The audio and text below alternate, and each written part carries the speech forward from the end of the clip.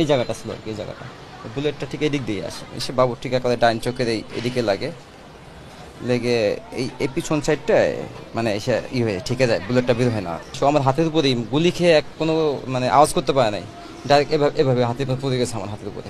গ্রামের বাড়িতে আহাতকে চিরঘুমে রেখে ওই ঘরে ফিরেছেন বাবা আবুল হাসনাত শান্ত।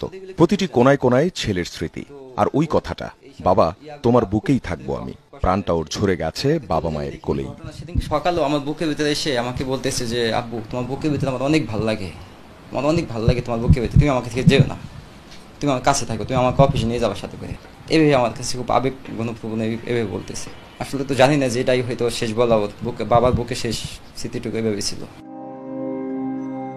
নারায়ণগঞ্জের ছোট্ট শিশু রিয়া গোপের বয়স হয়েছিল সবে 6। খেলছিল বাড়ির ছাদে। গোলাগুলি শুরু হলে তাকে কোলে নেন বাবা। হঠাৎ একটি বুলেট মৃত্যুদূত হয়ে এসে লাগে রিয়ার মাথায়।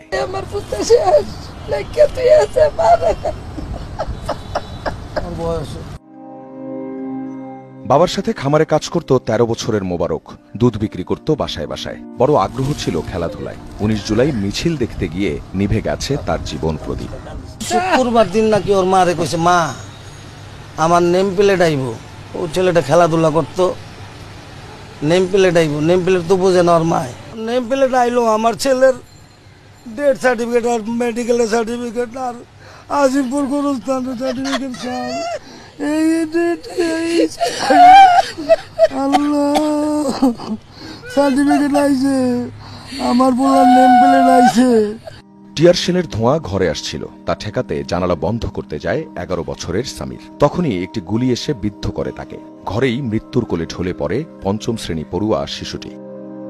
20 জুলাই বিকেল টিয়ার শেলের গ্যাসে রাজধানীর চিটাগাং রোড এলাকা ধোঁয়াচ্ছন্ন। খোঁজ পাওয়া যাচ্ছিল না 10 বছরের হোসাইনের। রাতে ঢাকা মেডিকেলে লাশের স্তূপের নিচে পাওয়া যায় তার মরদেহ। 18 জুলাই নরসিংদীতে গুলিবিদ্ধ হয়ে প্রাণ যায় 14 বছরের তাহমিদের। 9ম শ্রেণীতে পড়ত সে। 16 বছরের নাইমা উত্তরার বাসার বারান্দায় উদ্বিগ্ন মায়ের সাথে দাঁড়িয়ে দেখছিল কি হচ্ছে বাইরে। কিছু বুঝে ওঠার আগেই গুলি এসে লাগে তার গায়ে। সাথে সাথেই মৃত্যুর কোলে ঢলে পড়ে 10ম শ্রেণীর ছাত্রী নাইমা। যাত্রাবাড়ি এলাকায় রাস্তায় পড়ে থাকা আহত একজনকে হাসপাতালে নিয়ে যাচ্ছিল 16 বছরের ইফাত। হুট করে গুলি লাগে বুকের বাঁ পাশে। চলে যায় ইফাতের প্রাণটাও। 20 জুলাই বিকেলে এমনিভাবে সাভার এলাকায় প্রাণ যায় 14 বছর বয়সী সাদ মাহমুদের। কৌতূহলবশত সড়কে নেমেছিল সে। একটু ফুটবল খেলতে পছন্দ করত। তখন আমি ওরে বলছি যে ভাই তুই কোথাও যাইস না, আমি আইসা তোরে বোট কেনার টাকা দিব, তুই কোথাও যাবি না। আমি আইসা ফিরে আইসা আমি আমার ভাইটাকে আর পাই নাই ভাই। আমার ভাইকে আমি পাইলাম লাস্ট আপনার গ্রিন লাইফ হাসপাতালের আইসিইউর বেডে ভাই। আমি আর আমার ভাইটাকে ফিরে পাই নাই ভাই।